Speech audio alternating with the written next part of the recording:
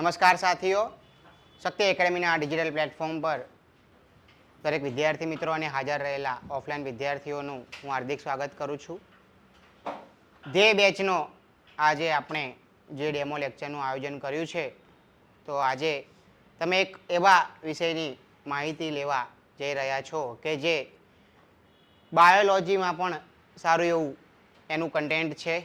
Okay, તમે science લીધું હોય અને તમારે જો મગજ વિશે ભણવાનું થાય, ઓકે, ત્યારે પણ તમે આ જે ટોપિક છે, આ જે કોન્સેપ્ટ છે, તમારા જે આગળની જે અભ્યાસક્રમની યાત્રા છે એમાં આવી શકે છે. વિદ્યાર્થીઓ, હું તમારો સાયકોલોજીનો એજ્યુકેટર અંકિત સર આપ સર્વે વિદ્યાર્થી મિત્રોનું હાર્દિક સ્વાગત કરું છું. અને તમે ધોરણ 12 આર્ટ્સનું જે સાયકોલોજી સબ્જેક્ટ છે એ તમે મારી સાથે સાથે જ ભણવાના છો. વાત કરીએ આપણે સાયકોલોજીની સફળતાની, તો ભૂતકાળથી જ મને, એટલે કે પહેલાંના સમયથી જ મને આ વિષય વાંચવાનો ખૂબ રસ છે. ઘણી બધી બુક્સ મેં વાંચી છે, નોન ફિક્શન બુક્સ, બરાબર, power of your subconscious mind, atomic habits, અલગ અલગ જે લેખકોની બુકો વાંચ્યા પછી જેમ જેમ મારો ઇન્ટરેસ્ટ આ સબ્જેક્ટ માટે વધતો ગયો એમ હું કોમર્સ બેકગ્રાઉન્ડમાંથી બિલોંગ કરું છું, તેમ છતાં હું મનોવિજ્ઞાન ખૂબ સારી રીતે ભણાવી શકું છું. એ તમે પોતે જ ફીલ કરી શકશો કે ના, સાહેબનું જે કન્ટેન્ટ છે એ ખૂબ સારું છે. તો સમયને વેડફતા વગર આપણે આગળ વધીએ તો ધ્યેય બેચનો આજે જે ડેમો લેક્ચર છે, આની પહેલાંની વાત કરીએ તો ભૂગોળનો ડેમો લેક્ચર લેવાઈ ગયો, સોશિયોલોજીનો લેવાઈ ગયો, જિયોગ્રાફીનો ઇકોનોમિક્સનો લેવાઈ ગયો, અને આજે આપણે સાયકોલોજીની વાત કરીશું. તો વિદ્યાર્થી મિત્રો, આજે સાયકોલોજી સબ્જેક્ટ જે છે એને આપણે ગુજરાતીમાં મનોવિજ્ઞાન તરીકે ઓળખીએ છીએ. અને ધોરણ 11માં જે મનોવિજ્ઞાની હતું, જે મનોવિજ્ઞાન ધોરણ 11ના અભ્યાસક્રમમાં હતું, એ મોર થિયરી પર આધાર રાખતો હતો, વધારે એમાં થિયરી આવતી હતી. જ્યારે ધોરણ 12નું જે મનોવિજ્ઞાન છે એકદમ કોન્સેપ્ચ્યુઅલ છે, બરાબર, તમને ભણવાની ખૂબ મજા આવશે. જે રિયલ એન્વાયરમેન્ટ, એટલે કે સાચું પર્યાવરણ, સાચું જીવન, સારા સંસ્કારો, એવા અલગ અલગ મુદ્દાઓ ઉપર આધાર રાખતું તમારું જે આ મનોવિજ્ઞાન છે ધોરણ 12નું, એમાં તમને ખૂબ મજા આવશે. કેમ કે જે કંઈ કોન્સેપ્ટ આપણે ભણવાના છીએ એકદમ એ આપણા રિયલ લાઈફ જોડે કનેક્ટેડ છે. ધોરણ 12નું મનોવિજ્ઞાન એ રીતે જ બનાવ્યું છે કે ધોરણ 12ની પરીક્ષા જે તમે બોર્ડની એક્ઝામ આપવા જશો માર્ચ 2025માં, તો કેવી રીતે તેને તમે ટેકલ કરી શકો. ઓકે, એમાં અલગ અલગ ચેપ્ટર્સના નામ છે, એ અલગ અલગ ચેપ્ટર્સના નામ ઉપરથી જ તમને જાણવા મળશે કે આ ચેપ્ટરમાં તમારે શું ભણવાનું છે. વાત કરીએ વિદ્યાર્થી મિત્રો આ મનોવિજ્ઞાનની, તો એને આપણે મનનું વિજ્ઞાન તરીકે ઓળખીએ છીએ. એટલે કે આપણે મગજ કેવી રીતે કામ કરે છે એની ઉપર આપણે આ વિષયમાં ચર્ચા કરવાના છીએ. અહીંયા એક હ્યુમન બ્રેઇનનું આપણે જે દ્રશ્ય દોર્યું છે, તો આપણે પ્રેક્ટિકલ પણ તમને બતાવીએ કે આપણું જે મગજ જે છે એ કેવું છે. તો આપણે વિદ્યાર્થીઓની જે શૈક્ષણિક યાત્રા હોય છે એમાં આપણે નવું નવું કામ કરતા જ હોઈએ છીએ.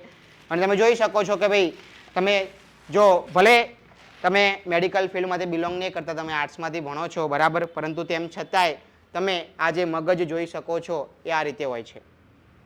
તમારે જે તમે સામે બેઠા છો, તો આ તમારો જે આ જે પાર્ટ છે એ સામેનો પાર્ટ છે. ઓકે, જેને આપણે અગ્ર મગજ તરીકે ઓળખીએ છીએ. આ પાર્ટ છે એને, જેમાં આપણે અહીંયા કપાળ આવી ગયું, એને આપણે અગ્ર મગજ તરીકે ઓળખીએ છીએ. વિદ્યાર્થી મિત્રો, પાછળ ફેરવીને તમને બતાવું તો આ તમને જે દેખાય છે, બરાબર, રેડ કલરનું, એને આપણે પશ્વ મગજ તરીકે ઓળખીએ છીએ. પાછળનો ભાગ છે, ઓકે, જે તમારે અહીંયા પાછળ ગરદનથી શરૂ થાય છે, કે જ્યાંથી તમારો સ્પાઇનલ કોડ એટલે કે કરોડરજ્જુ શરૂ થાય છે, ત્યાંથી આપણે અહીંયા પશ્વ મગજની શરૂઆત થાય છે. અને જ્યારે આપણે આને બે ભાગમાં ડિવાઈડ કરી દઈએ તો આ તમારો જે વચ્ચેનો ભાગ છે એ તમારું મધ્ય મગજ છે. અહીંયા પણ તમે જોઈ શકો છો અને અહીંયા પણ તમે જોઈ શકો છો. આ તમે જોઈ શકો છો વિદ્યાર્થી મિત્રો, આ જે વચ્ચેનો જે પાર્ટ છે તમારું મધ્ય મગજ છે. ઓકે વિદ્યાર્થી મિત્રો, અહીંયા અલગ અલગ જે નંબર્સ આપ્યા છે, તો તમારા હ્યુમન બ્રેઇનમાં એટલે કે માનવ મગજમાં કોર્પસ કેલોસમ, પિચ્યુટરી ગ્લેન્ડ, એટલે કે જે આપણે પિચ્યુટરી ગ્રંથિનું નામ સાંભળ્યું, બરાબર, લંબમજ્જા, અનુમસ્તિષ્ક, આવા જે પાર્ટ્સ છે એ આની અંદર સમાયેલા છે. ઓકે, તો આ જે આપણે મગજનું તમને જે જાણકારી આપી, દરેક વિદ્યાર્થી મિત્ર લેક્ચર પૂરો થયા પછી પણ આપણે પર્સનલી કોઈને જોવું હોય કે તમારું મગજ શું છે, કેવી રીતે કામ કરે છે એ તો આપણે આ જે યાત્રા છે એમાં આગળ ભણીશું, પરંતુ અત્યારે મેં તમને પ્રેક્ટિકલ બતાવ્યું વિદ્યાર્થી મિત્રો કે આ રીતે આ જે મગજની આકૃતિ કેવું છે, એનું જે સ્ટ્રક્ચર કેવું છે એ આ રીતનું છે વિદ્યાર્થીઓ. બરાબર, તમે જોઈ શકો છો કે અહીંથી પણ જે અલગ અલગ અહીંયા નંબર આપેલા છે વિદ્યાર્થીઓ કે જેમાં તમારે જાણવું હોય કે ભાઈ અહીંયા 2 નંબરનો જે હોય એને શું કહેવાય, 10 નંબર જે હોય એને શું કહેવાય, આ જે આખો ભાગ છે એ આપણે ભણવાનું છે. આ કોઈ બાયોલોજીનો લેક્ચર નથી, આ ધોરણ 12 આર્ટ્સનો. લો સર આને લેવી જાઓ. બરાબર, કે આ જે આ 12 જે સાયન્સ જીવ વિજ્ઞાનનો લેક્ચર નથી વિદ્યાર્થી મિત્રો, આર્ટ્સનો જ લેક્ચર છે. પરંતુ વિદ્યાર્થી મિત્રોને એ જાણવું જરૂરી છે કે ધોરણ 12 આર્ટ્સનું જે મનોવિજ્ઞાન છે અને 12 સાયન્સનું જે જીવ વિજ્ઞાનમાં આપણે માનો કે ધોરણ 10માં પણ આપણે હ્યુમન બ્રેન તો ભણ્યા, માનવ મગજ. ઓકે, તો વિદ્યાર્થી મિત્રો આપણે માનવ મગજ સાથે સંકળાયેલા ઘણા બધા કોન્સેપ્ટ, ચેતાકોષો ભણ્યા, ચેતાતંતુઓ ભણ્યા, બરાબર, ચેતાતંત્ર ભણ્યા, આ બધું જે તમારા મગજ સાથે સંકળાયેલ છે. ઓકે, તો અહીંયા જે આ મનોવિજ્ઞાન છે વિદ્યાર્થી મિત્રો, અહીંયા આપણે કેવું ભણવાનું છે, તો આ જે મનોવિજ્ઞાન છે એ તમને એ શીખવાડે છે કે તમારું મગજ જે છે એ કયા સિદ્ધાંતો ઉપર કામ કરે છે. અહીંયા તમારે કોઈ એવું રિસર્ચ કરવાની નથી કે તમારી મગજની કઈ નસમાં કે કઈ આર્ટરીઝમાં તમારે કોઈ તકલીફ છે. ઓકે, બ્રેન ટ્યુમરની વાત કરીએ કે ભાઈ મગજમાં કોઈ ગાંઠ થઈ છે તો એ જે આવશે કોન્સેપ્ટ એ શેમાં આવશે, તમારો જીવ વિજ્ઞાનમાં આવશે. પરંતુ અહીંયા આપણે એવી વાત કરવાની છે કે તમારું મગજ, માનો કે હવે અત્યારે ગરમી છે, બરાબર, અને આ ગરમીના જે વાતાવરણમાં માનો કે કેટલાક વિદ્યાર્થી મિત્રોને અથવા કેટલાક જે માણસો હોય એને ગભરામણ થાય. ઓકે, પછી બેચેની જેવી ફીલ થાય. ઓકે, તો આપણે આ જે મગજ જે છે એ કેવી રીતે વિચારે છે અલગ અલગ વાતાવરણમાં એની આપણે ચર્ચા કરીશું કે ભાઈ જ્યારે બહુ એક્ઝામનું પ્રેશર આવી જાય ત્યારે આપણે કેવી રીતે કામ કરીએ છીએ. બરાબર, કેમ કે કોઈ આપણને કોઈ હાથમાં, આપણે જ્યારે એક્ઝામમાં બેઠા હોઈએ એક્ઝામ હોલમાં, તો આપણા હાથમાં કોઈ પાણીનું ગ્લાસ ભરીને કોઈ આપણા હાથ પર નાખતું નથી, તેમ છતાં શા માટે આપણા હાથમાં પરસેવો વળે છે? આ બધું જે છે ઓકે એ બધું મગજ ઉપર આધારિત રાખે છે. મેં એવું વાંચ્યું છે વિદ્યાર્થી મિત્રો કે માનવ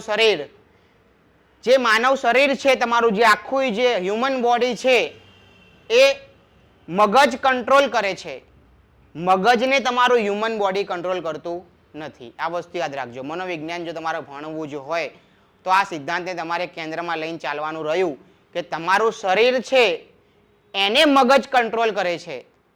તમારું જે શરીર છે એને કોણ કંટ્રોલ કરે છે? મગજ કંટ્રોલ કરે છે. તમારું શરીર એ મગજને કંટ્રોલ કરતું નથી. તમે હમણાં એમ જણાવશો કે સર હમણાં તમે જે મગજનું જે સ્ટ્રક્ચર બતાવ્યું તો એટલું જે નાનું છે એ આખા શરીરને કેવી રીતે કંટ્રોલ કરતું હશે? તો એ કરે છે અને આ ફેક્ટ છે. બરાબર, તો એ જાણવું રહ્યું કે કેવી રીતે એ આપણા આખા હ્યુમન બોડીને શું કરે છે, ડાયરેક્ટ કરે છે. અને એની સંપૂર્ણ માહિતી આપણે જે આ ધ્યેય બેચનું જે સાયકોલોજી છે એમાં આપણે મેળવવાની છે. જે પ્રમાણે અલગ અલગ લેક્ચર્સ અહીંયા લેવાયા છે વિદ્યાર્થી મિત્રો, તો જીઓગ્રાફીનો લેક્ચર હતો તો જે તે ફેકલ્ટી કે એજ્યુકેટર અહીંયા આવીને તમને ચેપ્ટર્સના નામ સાથે તમને એના માર્ક્સ બતાવ્યા, જણાવ્યા. સોશિયોલોજીનો લેક્ચર હતો તો એમાં પણ ચેપ્ટર્સના નામ સાથે તમને એના માર્ક્સ જણાવ્યા. ગઈકાલે ઇકોનોમિક્સના લેક્ચરમાં આપણે તમને માર્ક્સ સાથે ચેપ્ટર્સના નામ જણાવ્યા. અને આજે પણ આપણે યાત્રાની તો આવી રીતે જ શરૂઆત કરીશું.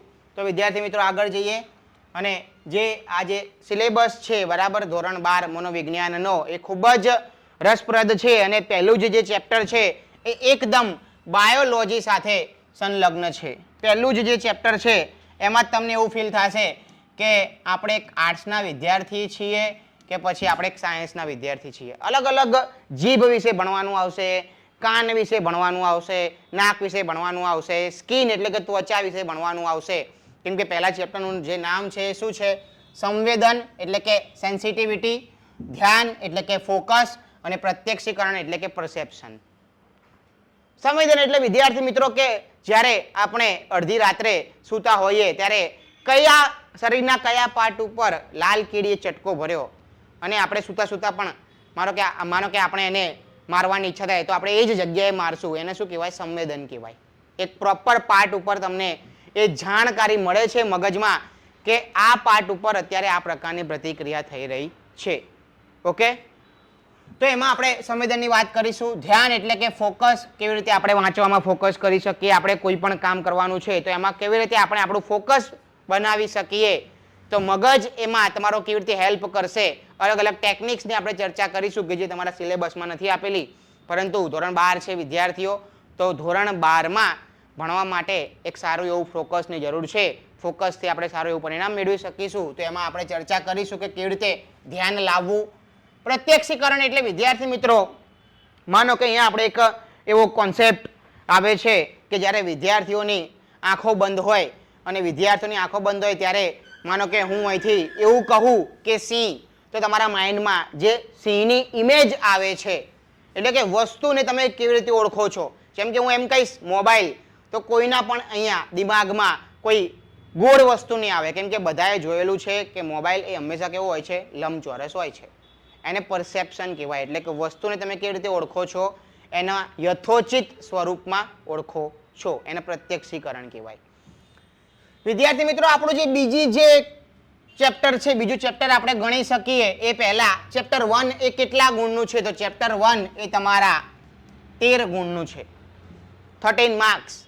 ઓકે, એટલે કે આ ચેપ્ટરમાંથી મોટો જે સવાલ હોય એ આપણને સેક્શન ઈમાં જોવા મળશે. ઓકે, શીખવાની ક્રિયા એટલે બાળક જન્મે ત્યારે એને કોઈ રોવાનું શીખવાડતા નથી, પરંતુ તે કેવી રીતે રોવાનું શીખીને આવ્યો અને જેમ જેમ એ રોવાના સફરથી લઈને તે માનો કે પાયલોટ બને ત્યાં સુધી એ કેવી રીતે over a period of time એ શીખે છે, એની આપણે ચર્ચા કરીશું. શીખવાની ક્રિયા, પ્રોસેસ ઓફ લર્નિંગ.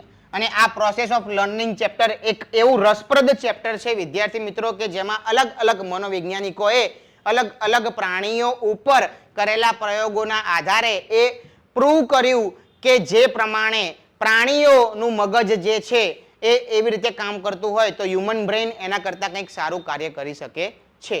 ઓકે, તો શીખવાની ક્રિયા જે ચેપ્ટર છે એમાં પણ 13 માર્ક્સનું ચેપ્ટર છે આપણું. આ વાત કરીએ બુદ્ધિ, તો નામ સાંભળ્યું હશે બુદ્ધિ, આપણે આ શબ્દ પણ સાંભળ્યો હશે, કેમ કે જ્યારે માનો કે ઘરમાં કે એવા કોઈ જગ્યાએ કે જ્યાં આપણી સામે કોઈ મહાનુભાવ બેઠા હોય ને આપણે આપણું વર્તન કે એવું કંઈક બગાડીએ છીએ તો આપણને સામે એવો વળતો પ્રત્યુત્તર મળે છે કે તારામાં બુદ્ધિ નથી.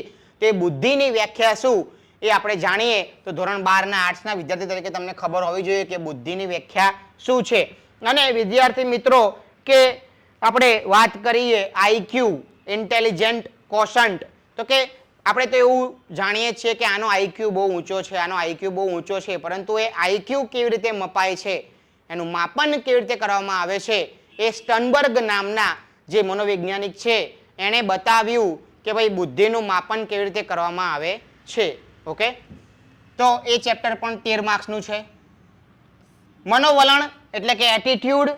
ઓકે, અને પૂર્વગ્રહ એટલે કે પ્રિજ્યુડાઇસ.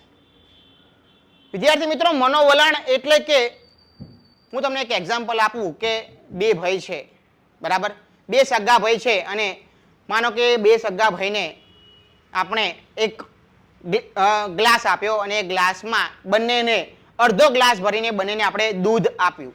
ઓકે, તો એક જે ભાઈ છે એ રાજી થાય છે અને બીજો જે ભાઈ છે એ સેડ થઈ જાય છે, ઉદાસ થઈ જાય છે.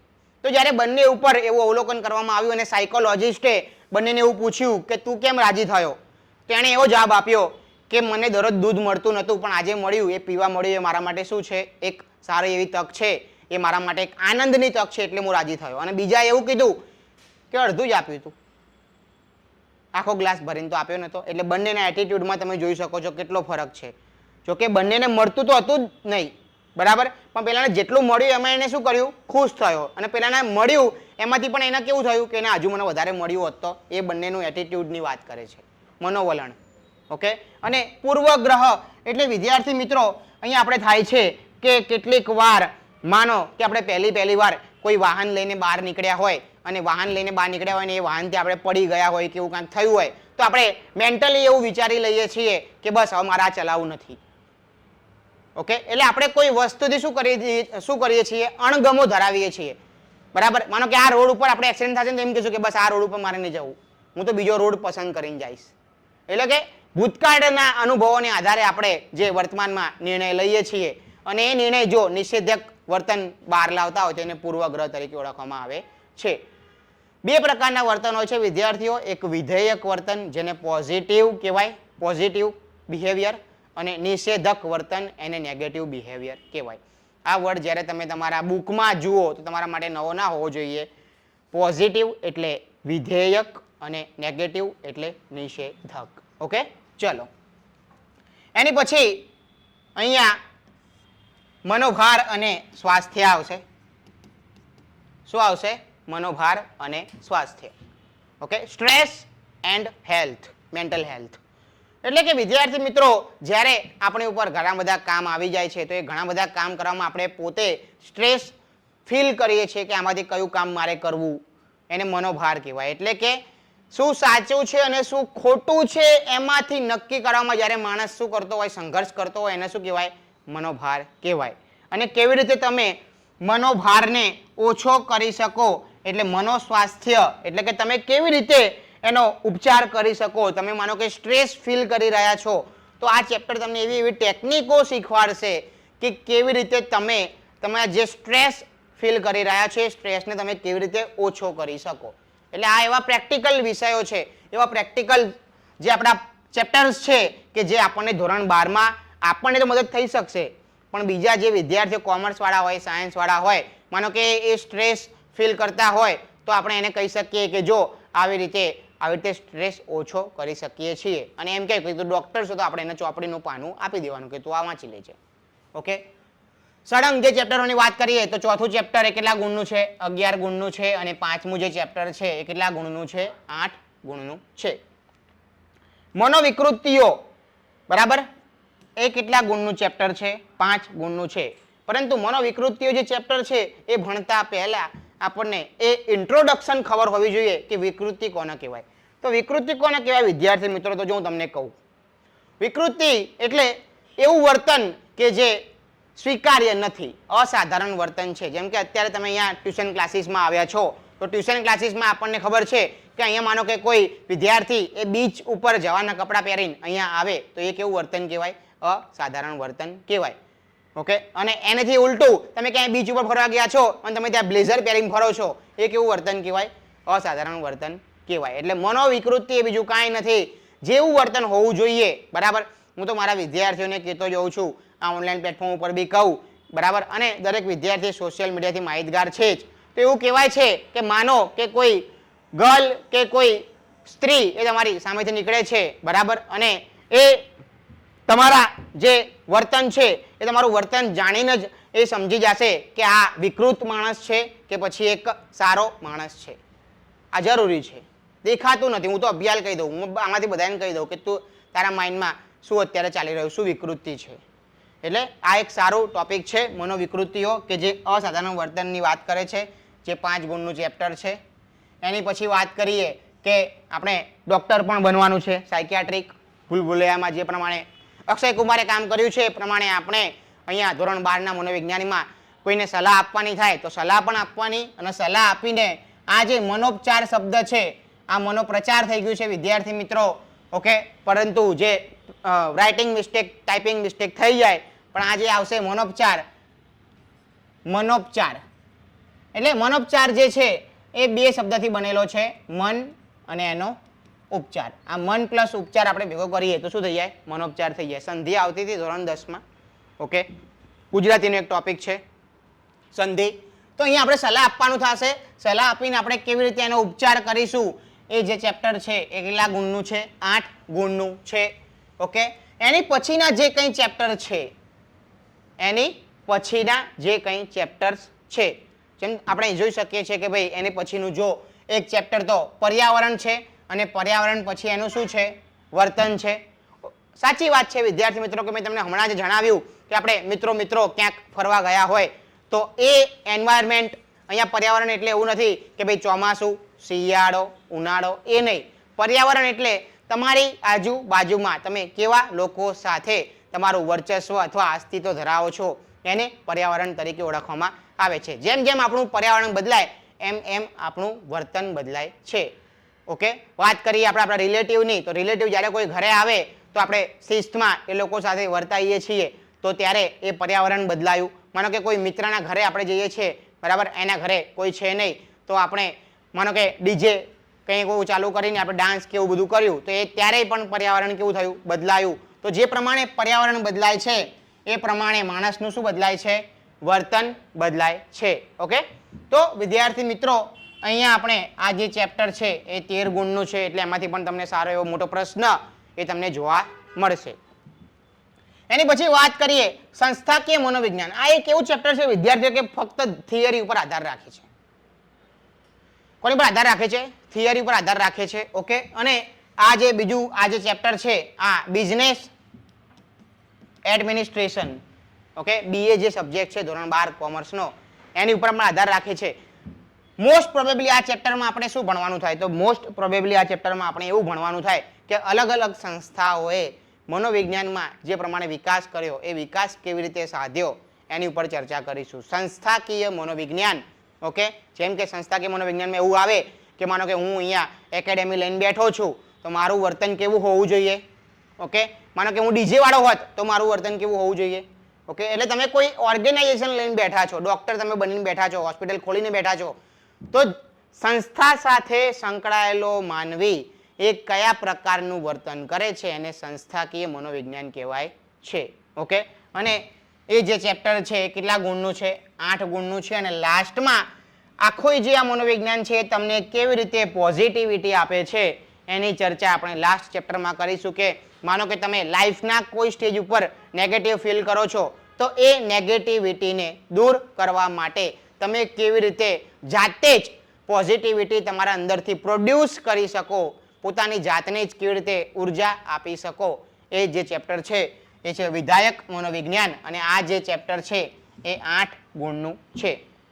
તો વિદ્યાર્થી મિત્રો આજે આપણે ચેપ્ટર્સની જે ચર્ચા કરી એના માર્ક્સ સાથે, તો આ જે માર્ક્સ સાથે એની ચેપ્ટર તમને આવડવા જોઈએ. અને મેં જ્યારે મોટું મોટું તમને આયોજન કીધું કે ભાઈ આ ચેપ્ટરમાં આપણે આ ભણીશું, આ ચેપ્ટરમાં આપણે આ ભણીશું, કે આ ચેપ્ટર આટલા ગુણનું છે, તો વિદ્યાર્થી મિત્રો તમારે દરેક જે અહીંયા બેઠા છે એમણે ચેપ્ટરના નામ સાથે એના ગુણભાર ખબર હોવા જરૂરી છે.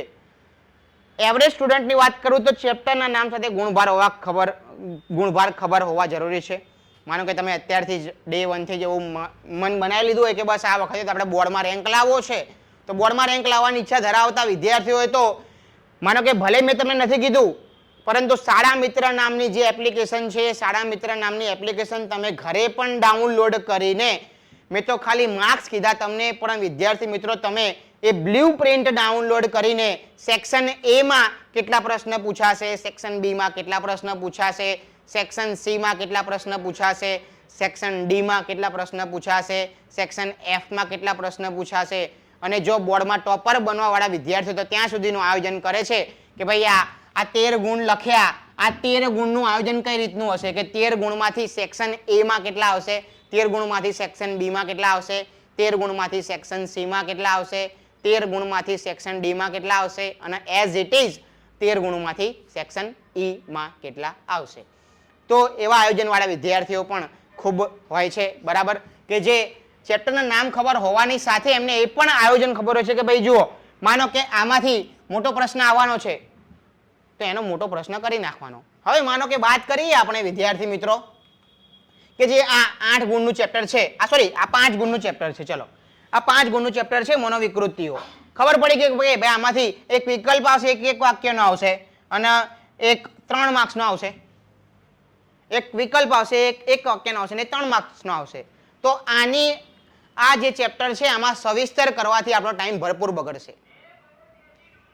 ધોરણ 12 આર્ટ્સના વિદ્યાર્થીઓને તો એ ખાસ શીખવાનું રહ્યું છે કે કન્ટેન્ટ કેવું પીરસવું એ દરેક વિષયમાં ખાસ મહત્વનું છે. કન્ટેન્ટ તમારે કેવું પીરસવાનું, બરાબર, એવું ના સમજતા કે ભાઈ આર્ટ્સ લીધું એટલે આર્ટ્સમાં સારા જ માર્ક્સ આવે છે. ના, કન્ટેન્ટ તમારે કેવું પીરસવાનું, બરાબર. તમને અહીંયા ખબર પડી કે આમાં તમારે 3 માર્ક્સનો જ ક્વેશ્ચન આવવાનો, તો શા માટે આપણે 5 માર્ક્સનું કન્ટેન્ટ ભેગું કરવાનું. આ રીતે સ્માર્ટ વર્ક કરવાથી તમને સારી એવી સફળતા મળશે. આ તો આપણે હું તો લોંગ ટર્મ વિચારવાવાળો છું, બરાબર. હું એવું નથી વિચારતો કે જો ડે 1 છે, વેકેશન ચાલે છે, આજે વિદ્યાર્થીઓ આવ્યા એમને મારી ઉપર ખૂબ જ ઉપકાર કર્યો છે કે ભાઈ વિદ્યાર્થીઓએ પોતાનો અમૂલ્ય સમય કાઢીને આ જે ડેમો લેક્ચર્સ ભરવા આવે છે એ બદલ હું દરેકનો આભારી તો છું જ, પરંતુ આ કોઈ ઉપકાર નથી, કેમ કે ધોરણ 12 આર્ટ્સની જે એક્ઝામ છે માર્ચ 2025માં તમારે પોતે આપવાની છે. બીજું કે વિદ્યાર્થી મિત્રો આપણે આજે ધોરણ 12 આર્ટ્સની જે યાત્રા છે તો સાયકોલોજી તો આપણે ખૂબ સારી રીતે ભણવાનું જ છે અને જ્યાં સુધી દરેક વિષયની વાત કરું જ્યાં સુધી ચોપડી ના પૂરી થાય ત્યાં સુધી આપણે અન્ય કોઈ પ્રકાશન ઉપર મૂવ થવાનું નથી. બરાબર. માર્કેટમાં એવી ઘણી જે માર્કેટમાં મટીરિયલ તો વિદ્યાર્થી મિત્રો આખું ટ્રક ભરીને તમને મળી રહેશે, પરંતુ તમારે નક્કી કરવાનું છે કે તમારે કયા મટીરિયલ ઉપર ડે 1 થી જ આધાર રાખવાનો છે. અને જે પ્રમાણે ગુજરાત રાજ્ય પાઠ્ય પુસ્તક મિત્ર મંડળે જે તમારી ટેક્સ્ટ બુક બનાવી છે એકદમ ઓથેન્ટિક બનાવી છે. ઓકે, ભલે ટેક્સ્ટ બુક તમારી પાતળી છે મનોવિજ્ઞાનની, બરાબર, પરંતુ એમાં જે સ્વાધ્યાયમાં જે વિકલ્પો એક વાક્યના ટૂંકમાં સવિસ્તર મુદ્દાસર એટલું જે છે એટલા ક્વેશ્ચન આપણે થઈ જાય પછી આપણે કોઈ અન્ય પ્રકાશન ઉપર મૂવ કરી શકીએ. બાકી તો દરેક વિદ્યાર્થીએ સૌથી પહેલી જે પ્રાયોરિટી છે, હું તો ખાલી મનોવિજ્ઞાનની વાત નથી કરતો, ઇકોનોમિક્સની વાત નથી કરતો, દરેક વિષયમાં તમારે પહેલા તો ચોપડી ઉપર જ ચોપડીના કન્ટેન્ટ ઉપર જ ખાસ ધ્યાન રાખવાનું છે. અને ડે 1 થી વિદ્યાર્થી મિત્રો તમારે એ તો ખાસ જોવાનું કે ડે 1 થી જ તમારે જો ચોપડીના કોઈ પણ મુદ્દામાં કોઈ પણ વર્ડમાં તમને ખબર ના પડે તો તમે જે તે ફેકલ્ટીનો ડાયરેક્ટલી કોન્ટેક્ટ કરો. આજના ડાઉટ જો તમે કાલ માટે ભેગા કર્યા તો કાલનો ડાઉટ તો ઊભા જ છે. ડાઉટ ભેગા કરીને પછી કેટલીક વાર આપણને એવું થાય કે ક્યાં આ સરનો અથવા આ ટોપિકનો અથવા આ સબ્જેક્ટનો લેક્ચર આવી ગયો કે જેમાં મને કંઈ ખબર પડતી નથી. ઓકે, તો વિદ્યાર્થી મિત્રો મનોવિજ્ઞાનના પિતા તરીકે જે.બી. વોટસન ઓળખાય છે એ તો દરેક વિદ્યાર્થીઓને ખબર જ હોવી જોઈએ. ઓકે, જે.બી. વોટસન જે મનોવિજ્ઞાનના પિતા છે અને આ જે ધોરણ 12નું જે મનોવિજ્ઞાન છે એમાં તો આપણે ઘણા બધા એવા મનોવૈજ્ઞાનિકોની ચર્ચા કરવાની છે કે જેમણે ઉંદર ઉપર પ્રયોગ કર્યો, કૂતરા ઉપર પ્રયોગ કર્યો, ચિમ્પાન્જી ઉપર પ્રયોગ કર્યો, બરાબર, બિલાડી ઉપર પ્રયોગ કર્યો, આવા અલગ અલગ પ્રાણીઓ પર પ્રયોગ કરીને એમણે એવા નિષ્કર્ષ ઉપર આવ્યા કે ભાઈ શીખવાની ક્રિયા જો આ લોકોમાં જ આટલી ફાસ્ટ થતી હોય તો હ્યુમન બ્રેઇન તો એના કરતાં બી કંઈ આગળ છે. અને અત્યારે આપણે ટેકનોલોજીની વાત કરીએ વિદ્યાર્થી મિત્રો તો જે એઆઈ છે આર્ટિફિશિયલ ઇન્ટેલિજન્સ, એ આર્ટિફિશિયલ ઇન્ટેલિજન્સ કોની દેન છે? તો આર્ટિફિશિયલ ઇન્ટેલિજન્સ જે છે એ મનોવિજ્ઞાનની જ દેન છે. બરાબર, હ્યુમન બ્રેઇન કે જે પ્રમાણે કામ કરે છે, બરાબર, એની જ દેન છે. મનોવિજ્ઞાન છે, તમને ખબર છે કે વિજ્ઞાન અને ટેકનોલોજી, વિજ્ઞાન એટલે સુવ્યવસ્થિત જ્ઞાન, બરાબર, જે ચોક્કસ પ્રકારના સિદ્ધાંતો ઉપર આધાર રાખે છે. તો આપણું જે મગજ જે છે એ પણ ચોક્કસ પ્રકારના સિદ્ધાંતો ઉપર જ કામ કરે છે. ઓકે, જીવ વિજ્ઞાન એટલે કે સાયન્સ ભણેલા વિદ્યાર્થીઓ એની અંદર રિસર્ચ કરે છે અને મનોવિજ્ઞાન ભણવાવાળા વિદ્યાર્થીઓ એને ચોક્કસ શું આપે છે? માર્ગ બતાવે છે કે તમે આ રીતે વિચારતા. કોણ શીખવાડે તમને? ડોક્ટર વિચારતા ના શીખવાડે વિદ્યાર્થીઓ, સાયકિયાટ્રિક તમને વિચારતા શીખવાડે, બરાબર, પણ વિચારમાં માનો કે તમારી કોઈ નસ બ્લોક થઈ ગયો કે એવું કંઈક હોય ને તો તમારે કોને કોન્ટેક્ટ કરવાનો થાય? ડોક્ટરનો. ઓકે, તો ખૂબ સરસ આ વિષય છે વિદ્યાર્થી મિત્રો. લોકો આની ઉપર BA કરતા હોય, MA કરતા હોય, પછી ડોક્ટરની પદવી મેળવીને સાયકિયાટ્રિક તરીકે પણ તમને ખબર હશે કે ધોરણ 10 અને ધોરણ 12ની બોર્ડની એક્ઝામ આવે ત્યારે અલગ અલગ સંસ્થામાં ઉચ્ચ કક્ષાના સાયકિયાટ્રિકોને હાયર કરવામાં આવે. શા માટે? વિદ્યાર્થીઓને માર્ગદર્શન આપવા માટે કે અમારો વિદ્યાર્થી જે છે એ ખૂબ સ્ટ્રેસ ફીલ કરી રહ્યો છે તો તમે અમારી સંસ્થામાં આવો. મોટિવેશનલ સ્પીકરોને હાયર કરવામાં આવે છે કે જે ઉચ્ચ કક્ષાનું મનોવિજ્ઞાનનું જ્ઞાન ધરાવે છે. એ વિદ્યાર્થીઓને સાચો માર્ગ બતાવે છે કે જો આ પરિસ્થિતિમાં તમારે આ રીતે કામ કરવાથી ખૂબ સારું પરિણામ મેળવી શકશો. તો તમે તો આ વિદ્યાર્થી આ જે વિષય છે એને એક વિદ્યાર્થી તરીકે તમારે એના કરતાં વધારે જ્ઞાન મેળવવું જરૂરી. ઓકે, તો આમાં તમારે એક્સપ્લોર કરતું જ રહેવાનું છે. આ વિષયની કોઈ લિમિટ નથી. હું કોમર્સ બેકગ્રાઉન્ડ થઈને પણ આ વિષયમાં જો ડૂબી ગયો હોય તો તમે તો આર્ટ્સના બેકગ્રાઉન્ડ છો, આર્ટ્સ બેકગ્રાઉન્ડથી તમે બિલોંગ કરો છો તો આ વિષય તમારા માટે ખૂબ જ મહત્વનો છે. ઓકે, આજની જે આ યાત્રા છે આપણે જે લેક્ચરની એ યાત્રાને આપણે જે અહીંયા જ પૂર્ણાહુતિ આપીશું અને હવે આગળ આપણે આવતીકાલે ઇંગ્લિશના ડેમો લેક્ચરનું જે આયોજન કર્યું છે એ ઇંગ્લિશનો ડેમો લેક્ચર આપણે કમ્બાઈન રાખીશું અને ઇંગ્લિશના ડેમો લેક્ચરનો ટાઈમ આજે જ હું તમને જણાવી દઉં કે 4 થી 5નો રહેશે. મને સાંભળવા બદલ ખૂબ ખૂબ આભાર. Thank you so much.